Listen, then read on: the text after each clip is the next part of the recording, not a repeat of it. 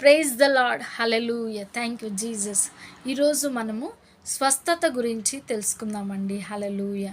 మనం ఏం చేస్తే స్వస్థపడతాము, ఎలా ఉంటే స్వస్థపడతాము, ఏం చదివితే స్వస్థపడతాము అనేది మనము ఈరోజు తెలుసుకుందామండి. Hallelujah. Thank you Jesus. Hallelujah, hallelujah, hallelujah, hallelujah. ఆకాశము భూమియు గతించును గాని నా మాటలు ఏ మాత్రము గతించవు. మత్తయి సువార్త 24 అధ్యాయము 35 వచనంలో దేవుడు అంటున్నాడనమాట.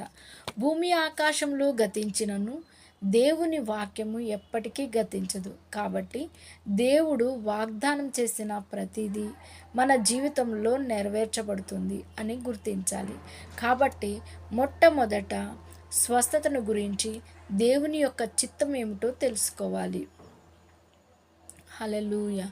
దేవుడు దైవికమైన ఈ స్వస్థత దేవుని వాక్యం అనే వీలునామాలో వ్రాసిపెట్టాడు. ఉదాహరణకు, మీరు ఆర్థిక సమస్యలతో ఉన్నారు. రోజు గడవటం చాలా కష్టంగా ఉన్నది. అప్పుడు ఒకరు మీ ఇంటికి వచ్చి మీ తాతగారు వ్రాసిపెట్టిన వీలునామాను ఇచ్చారు అనుకోండి. దానిలో మీకు ఏమిటి ఉన్నదో తెలుసుకోవడానికి అనేక సార్లు ఆ పత్రాన్ని ఆసక్తితో చదువుతారు. అలాగే దేవుని వాక్యం కూడా తండ్రి అయిన దేవుడు వ్రాసి ఇచ్చిన వీలునామా వంటిదే. ఈ వీలునామాలో మన హక్కులను తెలుసుకోవడానికి సమయాన్ని కేటాయించుకోలేకపోతున్నాము. మన స్వాస్థ్యమును తెలుసుకోలేకపోతున్నాము. ఈ వాక్యంలో ప్రత్యక్షత జ్ఞానము పొందుకోవడానికి సంఘానికి వెళ్ళిపోతున్నాము. అందుకే thank you Jesus, thank you father. అందుకే ఆ జ్ఞానంలో జీవిస్తున్నాం. కానీ అపవాది సమస్యలతో దాడి చేస్తే వందల ప్రార్థనలు గోపురాలకు ఫోన్లు చేస్తాము. దొంగతనము, హత్య, నాశనం చేసే శత్రువు ఉన్నాడని నువ్వు గుర్తించుకోవాలి. నీ శత్రువును ఎదిరించి వాడిని ఓడించే ఒక ఆయుధం దేవుని వాక్యం. చాలామంది వారి యొక్క స్వాస్థ్యమును గుర్తించలేకపోవడం చేత థ్యాంక్ యూ జీసస్, హల్లెలూయా, అడుక్కునే వారి వలె ప్రార్థన చేస్తారు. ఒక భిక్షగాడు అడుక్కునేవాడు కాదు. దేవుని బిడ్డగా, దేవుని రాజ్య పౌరుడిగా ప్రార్థన చేయాలి. దేవా, నీ చిత్తమైతే నన్ను స్వస్థపరచుము, నీ చిత్తము నన్ను విడిపించుము. నేను ఒక పురుగును, నేను ఒక పెంటను, నేను ఒక చచ్చిన కుక్కను, నేను అనర్హుడను, నేను ఒక పనికిమాలిన వాడను అని ప్రార్థన చేస్తారు. ఇది అజ్ఞానం, వాక్యానికి విరుద్ధం, దేవుని చిత్తానికి వ్యతిరేకం. ఎందుకంటే మీరు ఏర్పరచబడిన వంశంలోను రాజులైన యాజకులు సమూహంగాను పరిశుద్ధ జనమును దేవుని సొత్తులైన ప్రజలై ఉన్నారు. హల్లెలూయా. 1 పేతురు 2 అధ్యాయము 9 వచనంలో వ్రాయబడి ఉన్నది. Hallelujah. Thank you Jesus, hallelujah, thank you Jesus, hallelujah, hallelujah. దేవుని ప్రజలు పరిశుద్ధులు అని దేవుడు సెలవిస్తున్నాడు. దేవుని సొత్తు ఒక పెంటకుప్ప కాదు. మనము దేవుని పోలికలో తయారు చేయబడ్డాము. ఒక రాజ్య పౌరునిగా నీకు కొన్ని హక్కులు ఉన్నాయి. Hallelujah. Thank you Jesus, hallelujah, thank you Jesus. యేసుక్రీస్తు మన ప్రతినిధిగా ఉన్నాడు. ఆయన మనకు న్యాయవాది అయి ఉన్నాడు. యేసుక్రీస్తు ఏ కేసులోనూ ఓడిపోలేదు. ఆయన మీకోసం సిద్ధపరిచిన వాటిని మీకు తెలుసుకుంటే తప్ప నీవు నీ కేసులో గెలవలేవు. ఎక్కడైతే దేవుని చిత్తం ప్రశ్నార్థకంగా ఉంటుందో అక్కడ విశ్వాసం అనేది నిరర్ధకంగా ఉంటుంది. హల్లెలూయా. ప్రభువా, నీకు ఇష్టమైతే నన్ను శుద్ధునిగా చేయగలవనెను. మత్తయి సువార్త 8 అధ్యాయము 2 వచనములో ఇవి ఒక కుష్ఠిరోగి మాట్లాడుతున్న మాటలు. యేసుక్రీస్తు దగ్గరకు వచ్చాడు. అతనికి దేవుని చిత్తం గురించి తెలియదు. యేసు తన చెయ్యి చాపి నాకిష్టమే, శుద్ధుడు కమ్ము అనెను. అక్కడ దేవుని చిత్తము స్పష్టంగా తెలియజేయబడుతుంది. మనమందరము స్వస్థత పొందడమే దేవుని చిత్తము. Hallelujah. Thank you father, thank you Jesus. ఆ వ్యక్తి యేసుక్రీస్తు దగ్గరకు వచ్చినప్పుడు తన స్వస్థత పొందుకుంటాడని తెలియదు. దేవుని చిత్తము ఎక్కడైతే ప్రశ్నార్థకంగా ఉంటుందో అక్కడ విశ్వాసము పనిచేయదు. నీవు దేవుని చిత్తాన్ని తెలుసుకుంటేనే దేవుడు విడుదల చేసి ఆశీర్వాదమును పొందుకుంటావు. హల్లెలూయా. ఆ ఆశీర్వాదాన్ని పొందుకోవడానికి విశ్వాసం అనేది మనకు మార్గాన్ని కలిగిస్తుంది. అనేక మంది దేవా నీ చిత్తమైతే నువ్వు స్వస్థపరచుము, దేవా నీ చిత్తమైతే ఆ వ్యక్తిని బాగు చేయుము అని ప్రార్థన చేస్తారు. ఇది సాత్వికముతో కూడిన ప్రార్థన అనుకుంటారు.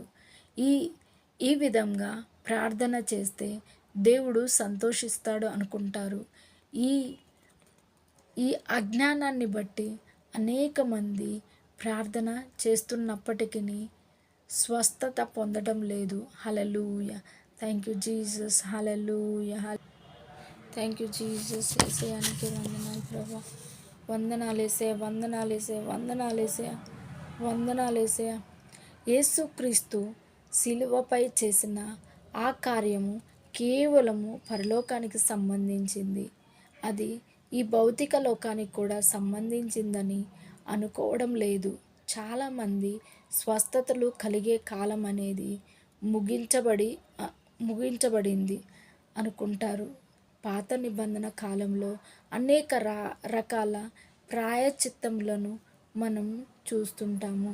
నిర్గమకాండము 6వ అధ్యాయములో ఇజ్రాయేలు ప్రజలు శారీరక స్వస్థత కొరకు పాస్కా పండుగను ఆచరించారు. ఇప్పుడు యేసుక్రీస్తు పాస్కా గొర్రెపిల్లగా మారాడు. కాబట్టి మనం కూడా క్రీస్తు యేసులో శారీరక స్వస్థత పొందుకోవచ్చు. క్రీస్తు అను మన పాస్కా పశువు వధింపబడెను. 1 కొరింథీయులు 5వ అధ్యాయము 7వ వచనము, 2 దినవృత్తాంతాలు 30:20వ వచనములో హిజ్కియా పరిపాలనలో వారు పాస్కాను ఆచరించుండగా వారిలో అనేకులు అపరిశుద్ధులని దేవుని వాక్యము బోధిస్తుంది. హిజ్కియా వారి కొరకు ప్రార్థన చేశాడు. హిజ్కియా ఒక ప్రార్థన దేవుడు ఆలకించి ప్రజలను స్వస్థపరిచాడు. పాత నిబంధనలో కూడా స్వస్థత అనేది అనుగ్రహింపబడింది. యేసుక్రీస్తు చేసిన ప్రాయశ్చిత్తంలో స్వస్థత ఉంది. ప్రభువు శరీరమని వివేచింపక తిని త్రాగువాడు తనకు శిక్షా విధి కలుగుటకే తిని త్రాగుచున్నాడు. ఇందువలననే మీలో అనేకులు బలహీనులను రోగులు అయి ఉన్నారు, చాలామంది నిద్రిస్తున్నారు. 1 కొరింథీయులు 11వ అధ్యాయము 29వ వచనములో అనేక మంది ఎందుకు రోగస్తులుగా ఉన్నారు? కారణమేమనగా పాస్కా అయిన క్రీస్తును వారు గుర్తించలేదు. యేసుక్రీస్తు యొక్క బలియాగములో స్వస్థత మనందరికీ అనుగ్రహింపబడింది. అందుకే పరిశుద్ధ బల్లాలో పాలు పంచుకుంటున్నప్పుడు యేసుక్రీస్తు మన కొరకు ఏమి చేసి ముగించాడో జ్ఞాపకం చేసుకోవాలి. దాన్ని అనుగ్రహించకుండా ఒక మతపరమైన ఆచారంగా పాటిస్తే అది ఎంత మాత్రము ప్రయోజనముగా ఉండదు. పాత నిబంధనలో మొదటి నుండి చివరి వరకు దేవుడు తన ప్రజలను స్వస్థపరిచాడని చూస్తున్నాము. లేవి కాండము 14-15 అధ్యాయాల్లో చూస్తే ప్రాయశ్చిత్తం ద్వారా ప్రజలు స్వస్థత పొందుతున్నారు. లూకాసు వార్త 4:18లో ఆయన నన్ను అభిషేకించెను అని యేసుక్రీస్తు చెప్పాడు. ఆయన ఒక కార్యమును చేసి ముగించడానికి. Thank you Jesus. Hallelujah. Thank you father. Thank you Jesus. యేసయ్యానికి వందనాలు ప్రభా. హల్లెలూయా. హల్లెలూయా. వచ్చాడు.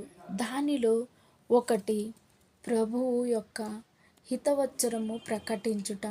హితవచ్చరము అనగా పాత నిబంధన ప్రకారము జూబిలీ సంవత్సరము లేదా హితవచ్చరముగా పిలుస్తారు. జూబిలీ సంవత్సరము అనేది సువార్త ప్రకటించే సంవత్సరముగా తెలుపబడుతుంది. యేసుక్రీస్తు ఆ హితవచ్చరాన్ని ప్రకటిస్తూ వచ్చారు. లేవికాండము 25:9 ప్రకారము ఈ జూబిలీ ఆశీర్వాదము బూరలు ఊదడము ద్వారా ప్రకటన చెయ్యాలి. హల్లెలూయా. హల్లెలూయా. హల్లెలూయా.